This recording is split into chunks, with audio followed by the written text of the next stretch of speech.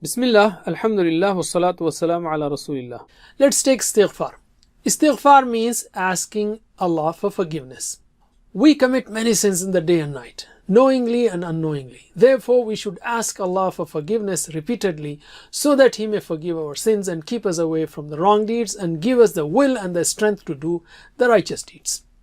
The Messenger of Allah sallallahu alaihi wasallam used to ask Allah for forgiveness, that is, he used to do istighfar more than 70 times a day, despite the fact that he was the most pious person in the human history. Therefore, we should also ask Allah for forgiveness repeatedly especially after knowing the practice of our beloved Prophet sallallahu alaihi wasallam. Allah mentions in the Quran that in addition to removal of sins, the abundant gifts of wealth, food, children, rains, etc. are all granted to the one who does istighfar, as mentioned in Surah Nuh and other places.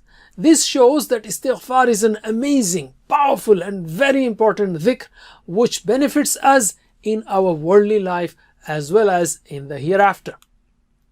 So let's take the general istighfar. The Messenger of Allah sallallahu alaihi wasallam said, "By Allah, I ask Allah for forgiveness more than 70 times a day and repent before Him."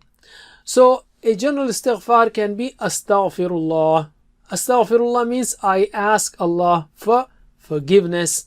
Please visit understandquran.com for our courses on Read Al-Quran, Learn Tajweed and Understand Al-Quran, and for one-to-one learning. Jazakumullah khair. Wassalamu alaikum.